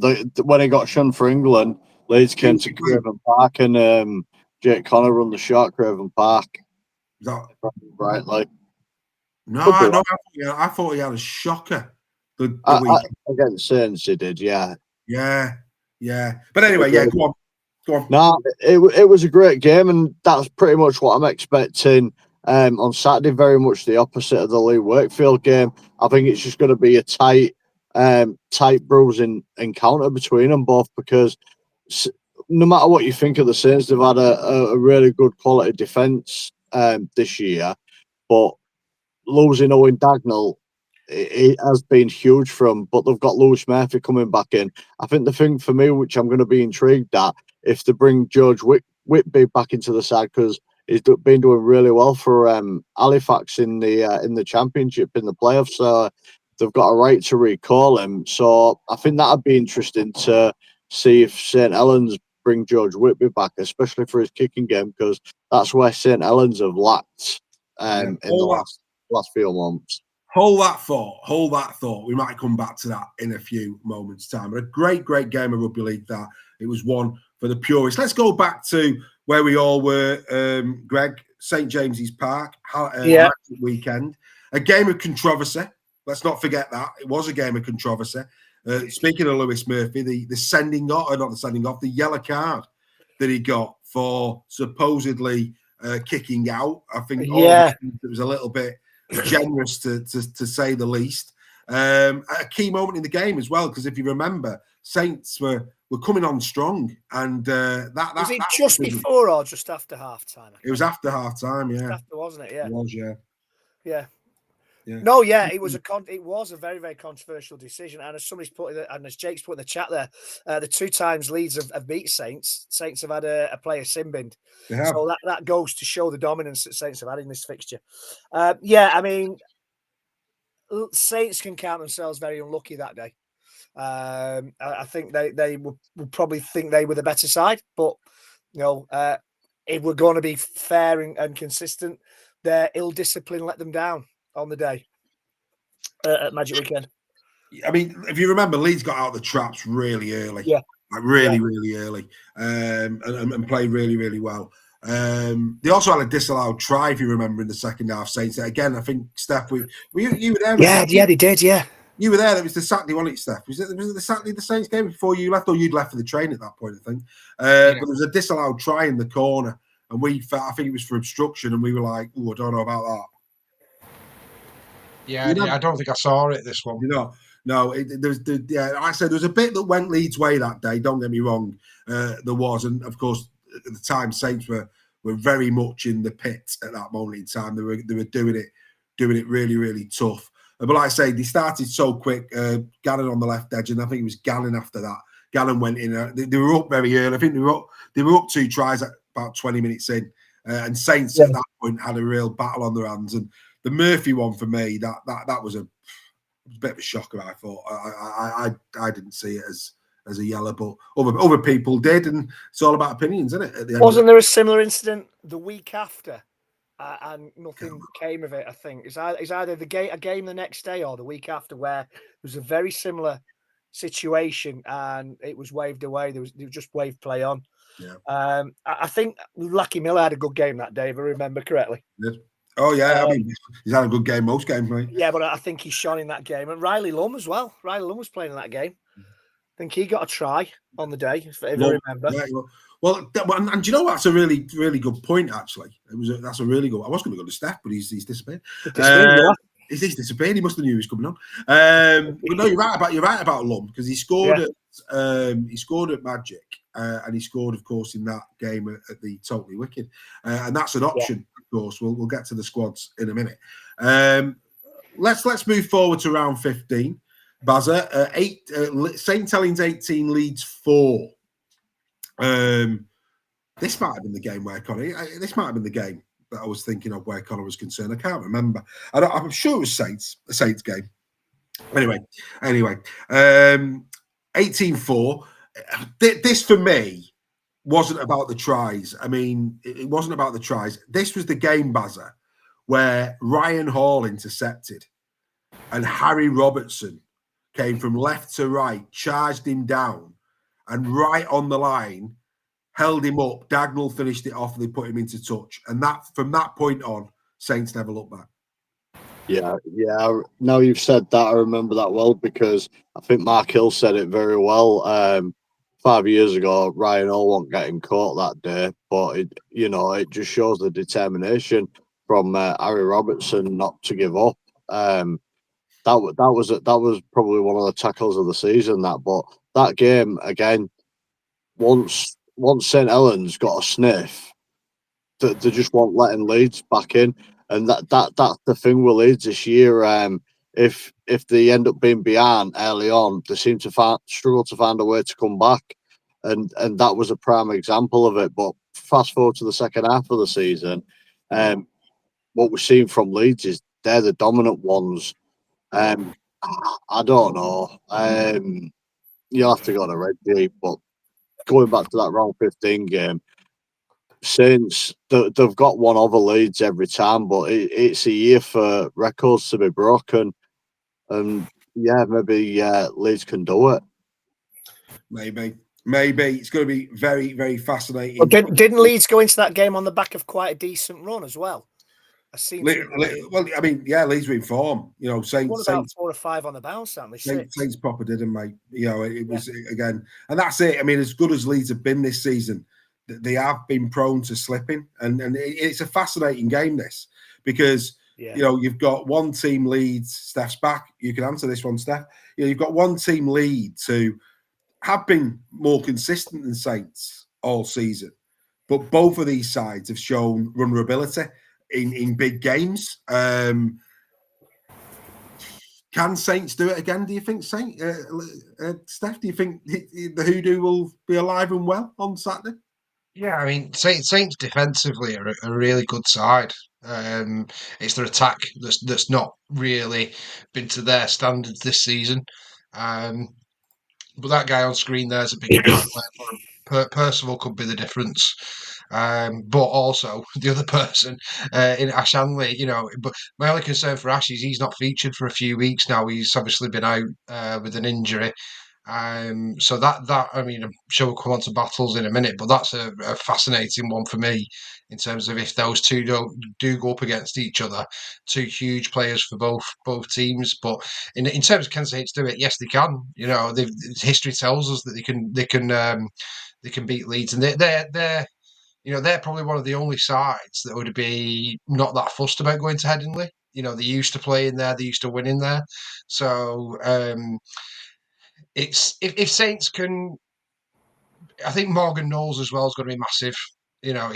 That's what they've got going. They don't want to end Morgan Knowles' journey with St Helens prematurely, so they'll be highly motivated for that. And I think this is going to be the closest game. I think this is going to be really close, potentially golden point. But I think I predicted a Saints win.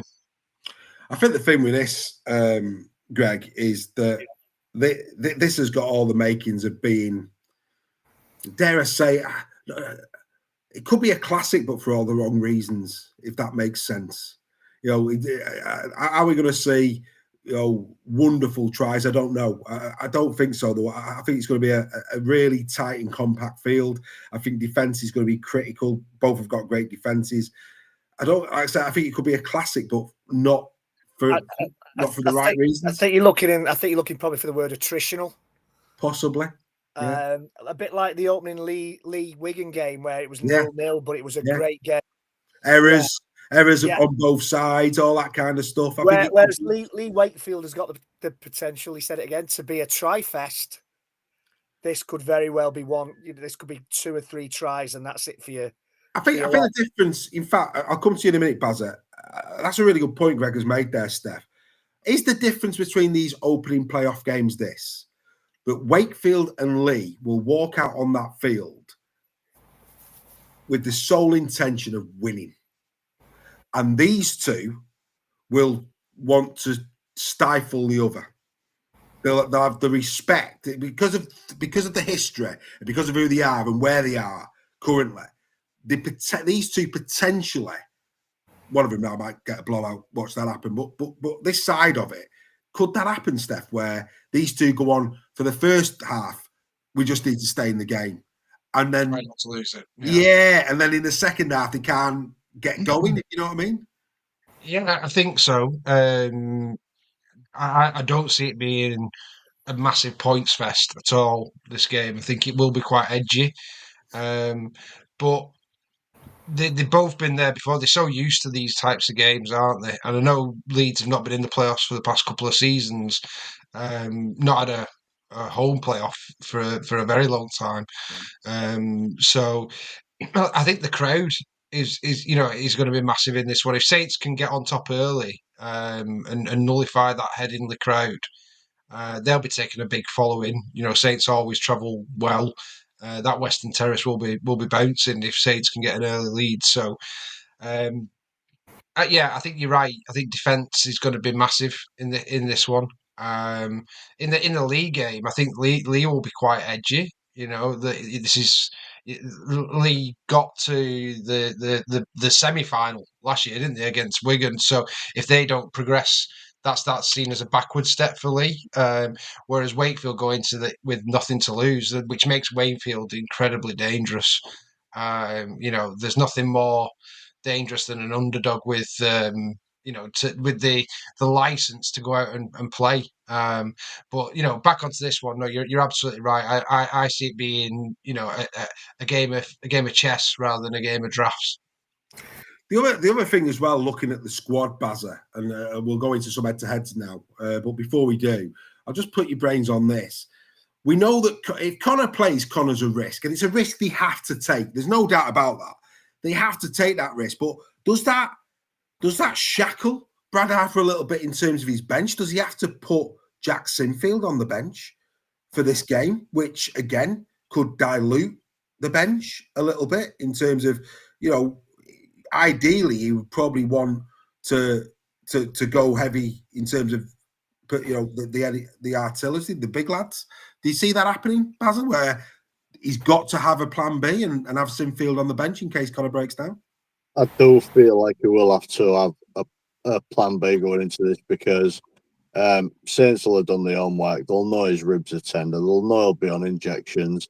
So if they catch him right legally, they could potentially put him out of the game. Then all of a sudden it's advantage Saints. But with Jake coming back from an injury, he's not necessarily going to hit the ground running. He's been out. It might be a lot like Mikey Lewis was with his shoulder. You felt like he was holding back a bit, playing on injections. So Jake might be the same. I do feel like Brad may potentially have to put Jack Sinfield on the bench. Does it dial out the bench slightly? But I feel like that's been the weak point of St Helens this year. They've had a quality 1 to 13. But for Saints, it always seems to be their bench that's let them down. The one I'm looking forward to is Alex Walmsley coming up against Mikolaj Aledzki. That's going to be massive. But it's tinkering with the squad again for Saints. where's he going to put Wellesby? Where's he going to put Sailor? And it's a little bit like that for Leeds. Is he going to risk Connor? You're adamant he is. So if he is he just going to go out with Connor and then put 3 forwards and Andy Ackers on the bench? Because wouldn't Ackers be able to fall into the halves if the West was to happen to Connor? Mate, we could only go off the squad selections just this year. Andy Ackers, is he even in the squad? He's been a bit part player this year, hasn't he? He's not even in the 21, is he? He's not even there. And the other thing as well is Presley Cassell won't be playing because he'll be playing the academy final on Saturday. He's in the squad, and that's going to happen. I can't see Presley Cassell playing. It's going to be fascinating. Right, let's get into some head-to-heads. What I would say, and again, don't know if you'd agree with me on this, and I'll just bring the team graphic. I think second row goes the way of Leeds. I think Leeds back rows. I mean, Morgan Knowles is critical. They have the edge at 13, but in terms of 11 and 12, they can't lay it. For me personally, this season, Sivan and Batchelor cannot lay a glove on McDonnell and Gannon. They just can't. So that part of the edges for me goes the way of the Leeds Rhinos. Would you agree with that? 100%. Fantastic. So because of that, it makes the centres of St Helens so much more important. So the first place I'm going is the centre of the contest, because I believe that this is critical. This, for me, in terms of attacking, these 4 players for both teams are massive. Hanley coming back from injury is massive. How he's going to play. But I think Percival and Robertson have got to be on. They've got to be on defensively and they've got to be on attackingly. This, for me, is where their real danger comes. I mean, we'll get on to Wellesby and Sailor in a minute, but these 2 for me have got to be on. They've got to be on. If Saints have got any chance of winning this game, Percival and Robertson have got to be on. If you look at the contest there between them, credit to Harry Robertson. 12 tries, more than any of the others. Assists going the way of Hanley. And let's not forget, Hanley's been missing a couple of games. He's played 23. He's been there quite a few times. Tackle bus goes the way of Percival, and the way of Robertson. So in terms of punching through a line, Saints have got it there, and the breaks. Attacking wise, advantage Saints. Defensive wise, advantage Rhinos. And that's the fascinating bit about these stats. That this is why, from an attacking sense, these 2 have to perform. For me, they have to perform, and if they do, Saints have got half a shot. This is a massive contest. Steph, do you want to kick off on this? Your thoughts on the graphic, the stats, and the importance of Percival and Robertson on Saturday? This is where Saints win the game. Yeah. Leeds fans are probably going to choke on the beer now when I say this, but for me, Percival and Robertson are the better centre partnership.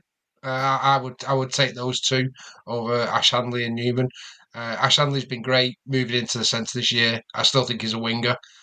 He's an out-and-out winger, but he's done phenomenally well in the centre position and played a lot better than I thought he would in centres. But a fit Mark Percival and Robertson, one of the best centres in the game at the moment, I would say. He's that good, and I think he's going to get better and better. But if those 2 fire for Saints, and that's a big if, because it's getting them the ball in the right places as well as been Saints' Achilles heel attacking wise this year. But if they can do, I mean, the tackle bust is the one that leaps off the page there to me. When they're going forward, they are getting defenders dropping off, which then puts pressure on all of the defenders on the field as well. But Ash Hanley and Harry Newman have been great for Leeds this year as well. So I'm not saying it's a massive difference, far from it. But I think for me, Percival and Robertson just edge it slightly. Greg, same mate. I mean, like I say, Robertson is going to be a Rolls Royce of a player. You can see it. Oh, yeah. I mean, and again, we've seen a few of these come up this year. Robertson is absolutely in that bracket of the future of Super League. There's no question. Over to you. Yeah, well, those statistics on tackle busts. Be interesting to see how many of those Percival has done near the opponent try line, near the opposition try line, because he's often in a position where you think He's got absolutely no chance here. And next thing, he's through the tackles and he scored. He's still one of the best centres in the Super League, if not the best on his day. Like you say, Robertson, different type of player, has got a lot of speed. For me, Hanley and Newman are similar type players. I know Hanley is a winger turned centre, but they're very similar in the way they play. And I agree with Stef. I think this is the battle that if Saints can get Percival and Robertson in the right position, this is where the game is won and lost for me. Yeah, and Bazza, going back to our chat, as much as I think the second row advantage goes the way of the Rhinos, I do think Saints will fancy the front row. I really do. I think they'll fancy it. I think, Walmsley and Leigh's great starting partnership. Stevens had a good game last week. Delaney, decent. So I think they'll probably fancy it in the middle. Would you say? Yeah, Bazza? definitely. Alex Walmsley, Mr. Reliable this year, and as you said on final whistle, very unlucky not to be even considered for the dream team. So I think where we might see Walmsley potentially may struggle is when Leeds bring on the likes of Sam Lasoni, when Alex is tiring slightly. So yeah, it's going to be a fascinating battle. I do see Saints edging that battle, especially with Morgan Knowles at the back of that pack as well. But again, Mikolaj Ledski, he's been outstanding for Leeds this year. He really has, and you're forgetting Callum Watkins. So it's going to be a fascinating battle, and a lot of people are writing off the Saints. But when you go through it with a fine tooth comb, there's actually not that much between them, and they're really in.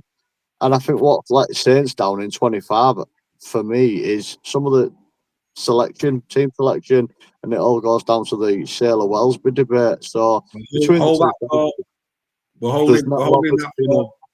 Hold that thought. We'll come to that in a minute. Let's move on to this one.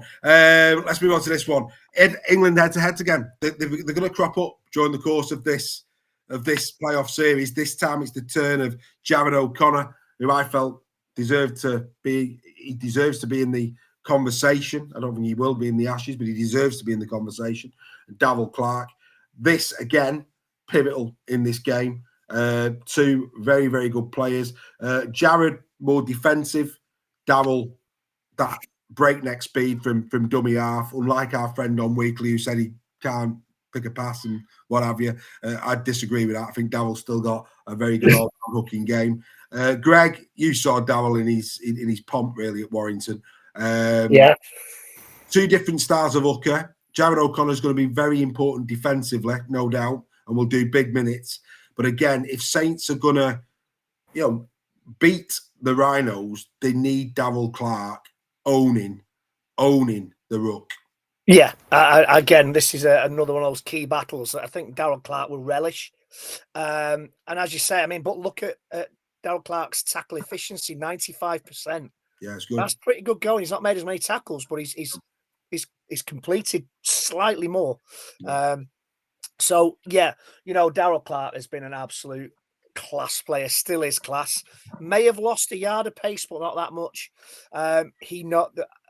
Again, I talked about what makes a good hooker, knowing when to dart from dummy half and knowing when to control the play and bring other players into it. And for me, he's still one of the best at doing that, Darryl Clark.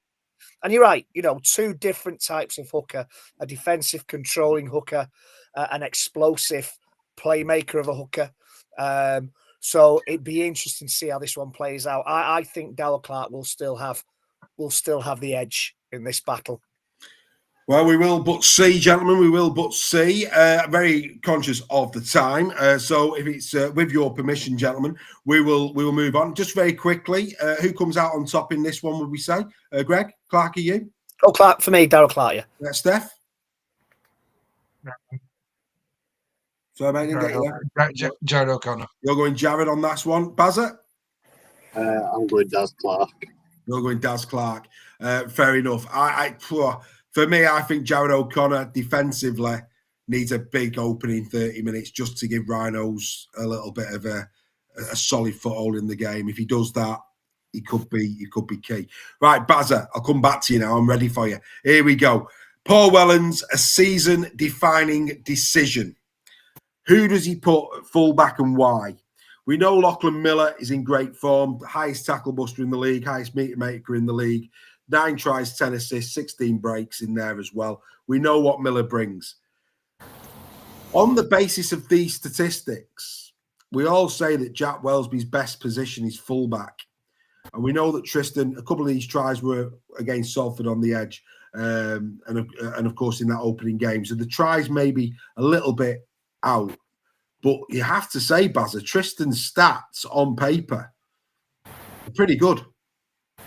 Yeah, and I think since this year, when Tristan has been at fullback while Jack's been out, have played some of the better rugby. They've looked a lot more threatening in attack, and he's been quite reliable at fullback under the eyeball. So for me personally, I think it should start with Tristan Saylor. Them stats don't lie. You're going to need a moment of magic, and I believe Tristan Saylor has got that over Jack in this game. Tristan Saylor, if he puts him out on the wing, he's going to get found out straight away by the likes of Harry Newman. But what do you do with Jack Wellesby? I think he's wasted in the halves. Would you sacrifice a bench spot and put Jack Wellesby on the bench? Because I still believe he is carrying a knock, and if he is carrying a knock, then it's not worth risking it. And I won't put Jack Wellesby in at the cost of potentially costing you a game just because it's Jack Wellesby and he's not fully fit. If he's not fully fit and he is carrying a knock, I'd personally leave him out the side. But there's no question about it. Tristan Saylor has to start at fullback for Saints to have any hope of winning this game. You heard him there, Stef.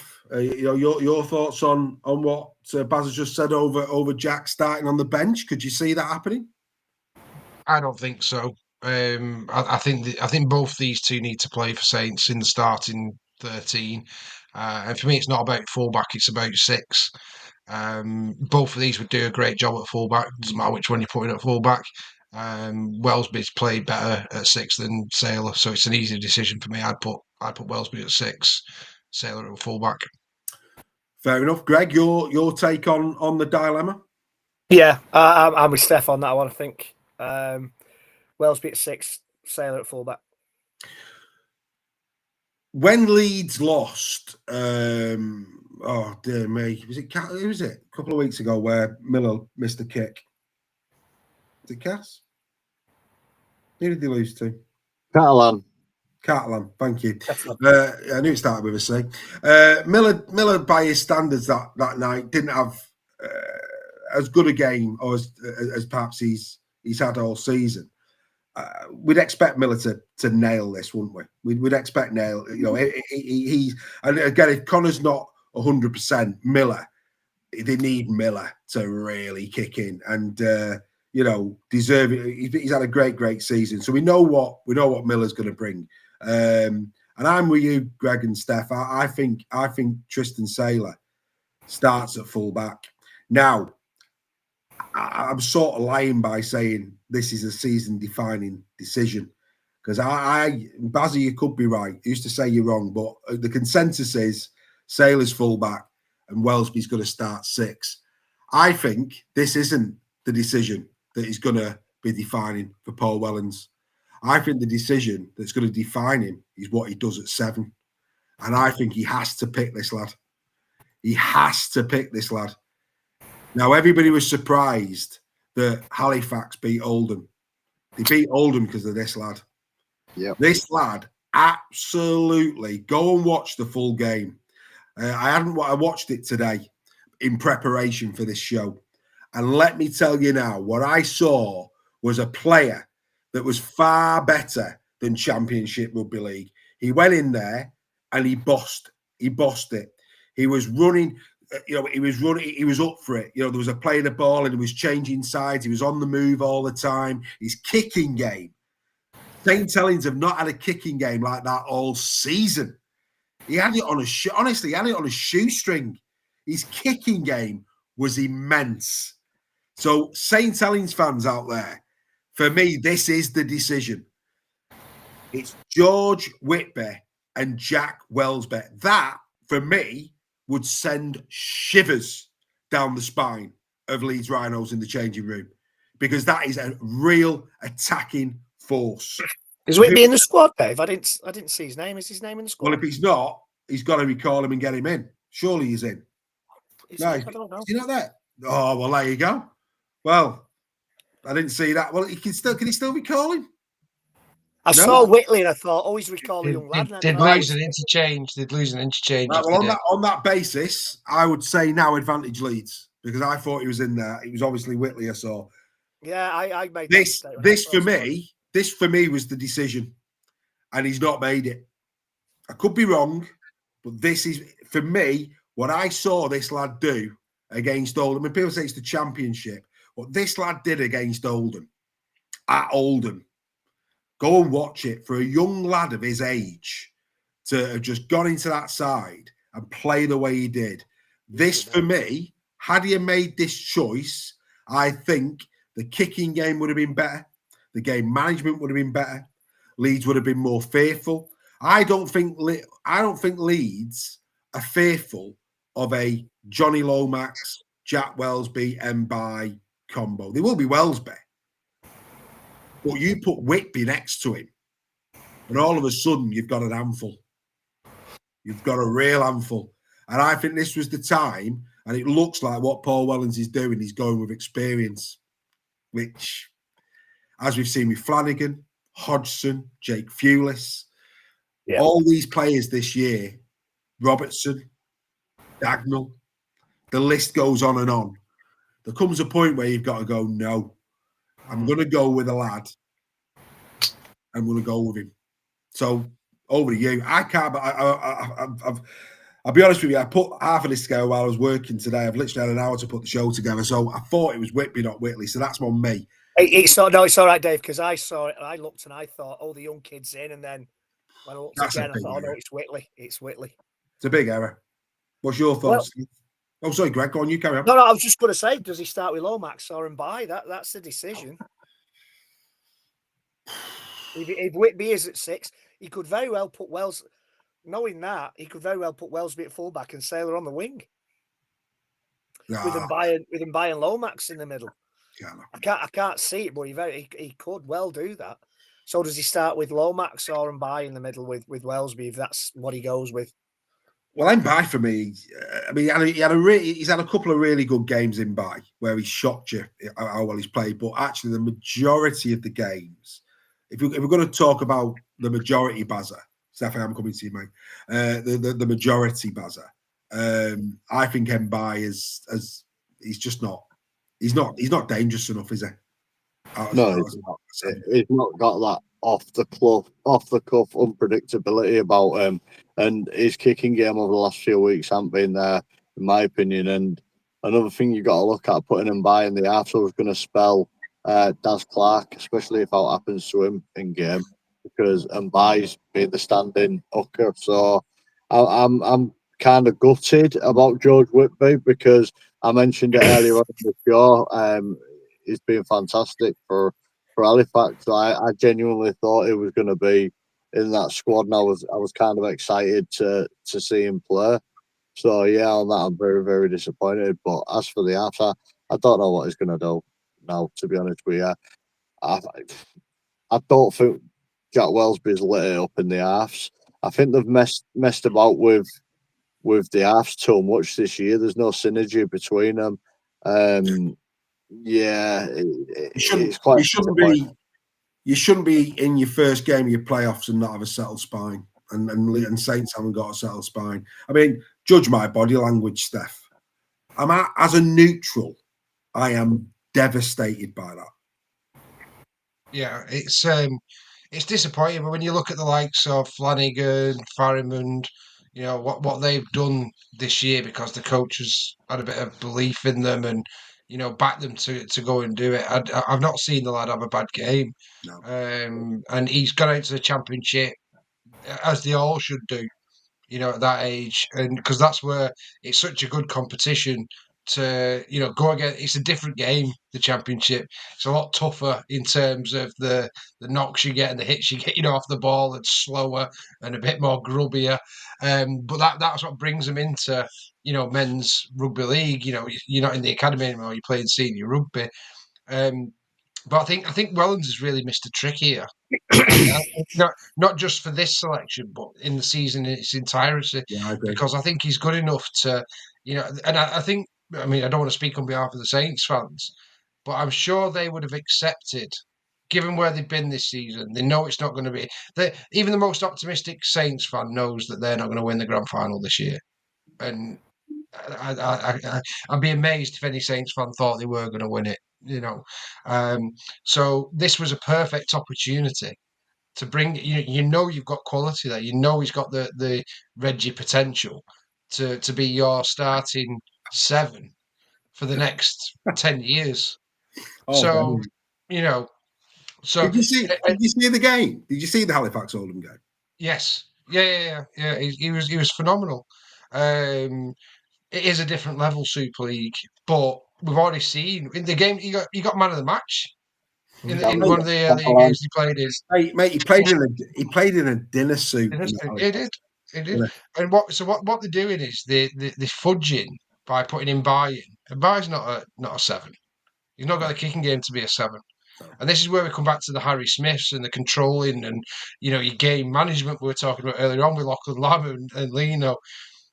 He's got that, this lad. What he needs is game time to prove it. But Wellens has got the perfect opportunity this season. He had the perfect opportunity when they knew they'd lost Dodd. They knew they didn't have a direct thing. And that the Saints supporters, I'm sure, are excited about this kid. Because when he's come on and played, he's done a really good job. And it's a free pass for Wellens. It's a free hit for him to put him out against Leeds and said, do you know what? This lad is the future of our club. I want him to experience, even if we lose, I want him to experience a game at Headingley under playoff conditions, because in 2, 3, 4 years' time, he's going to have to win us a grand final. And this is now the experience he needs to do that. And for me, because Wellens hasn't got a contract for next year yet. No. And if they go out and get pasted off Leeds, that could well be Paul Wellens' job. Whereas if they'd had him in there and it was a closer game and they lost narrowly, but he had an absolute blinder against Leeds at Leeds, that would have been a message to say, I did it because I wanted to show you what's coming and wanted to give this lad experience. And the Saints fans, I think, would have accepted that this year because they know they're not going to win the grand final, barring a miracle.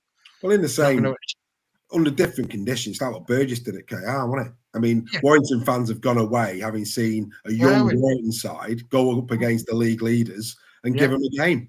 Yeah. The difference is you had nothing to play for in that game. I agree. Well, here we're playing to get to a semi-final, to get to Old Trafford.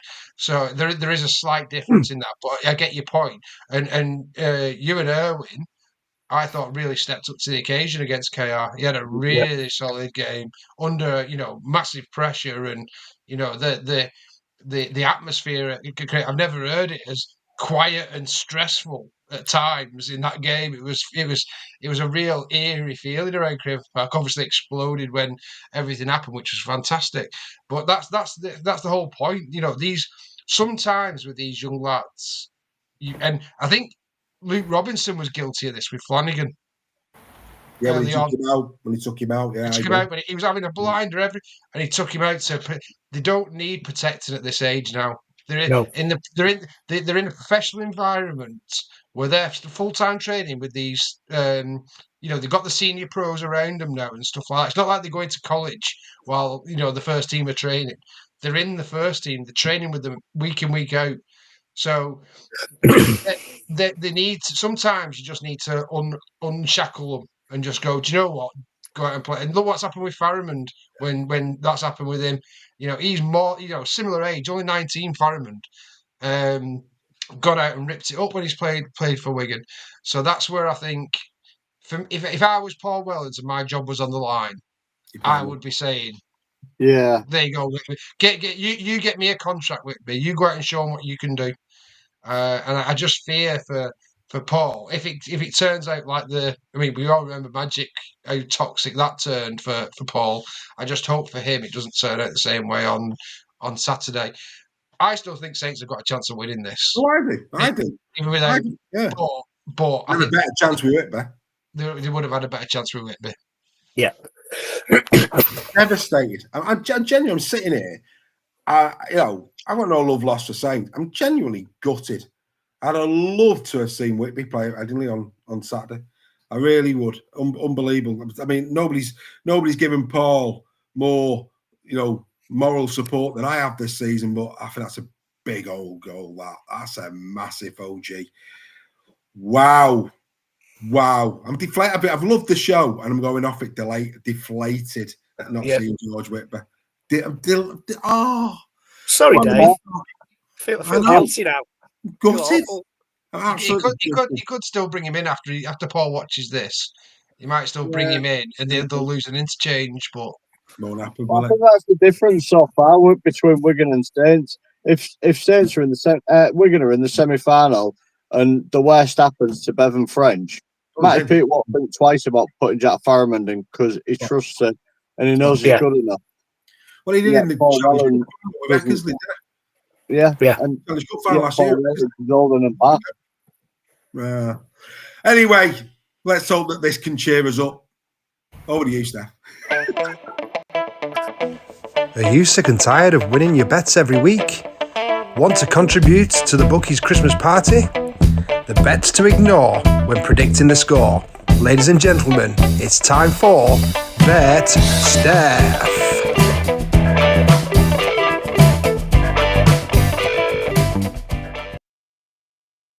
Well, it's the 2 games this week, so quite low odds. But I've gone for Wakefield with a 10.5 start.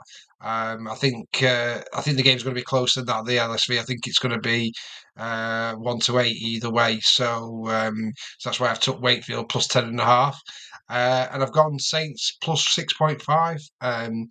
Again, another one. I think that game's going to be really close. Maybe even golden point or drop goal to win it. So yeah, very, very low odds, only 3.24 if you bet on those two. But that's what we're working with this week.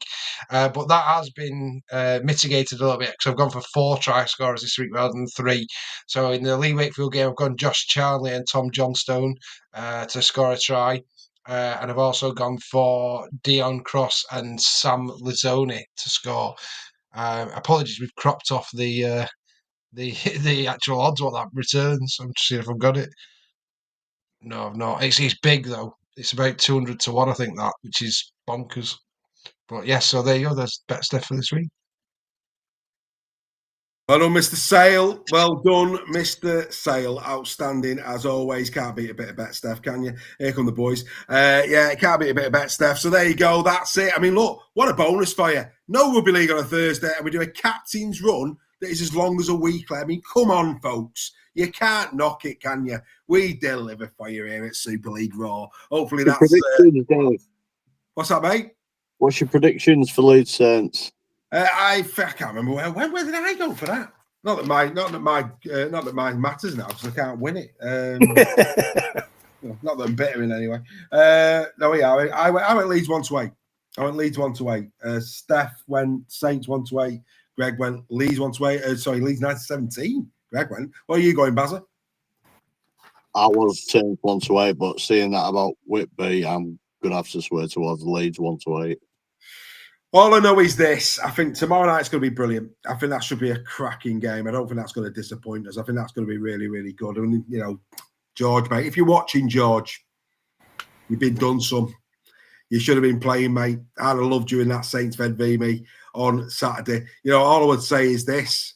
If we're gutted, imagine what the boys on Red V TV are going to be like, dear God, that's going to be a somber affair, isn't it? Anyway, all I would say is hopefully you've enjoyed the show. Consider becoming a member. Playoff Rugby League has arrived. Enjoy your Rugby League this weekend. Thank you to Bazza for being a guest with us tonight. And, of course, Mr. Nixon coming on the captain's run. As always, Stef, As always on Captain's Run, we will be back, of course, for Round Unpacked members. Round Unpacked members, we're back for that for you on Monday. We'll be unpacking everything that's happened with stats as always. And of course, we've got the final whistle on Sunday with the members. That should be an action-packed one as well. Enjoy your rugby league. We will see you all over the course of the weekend. Bye for now.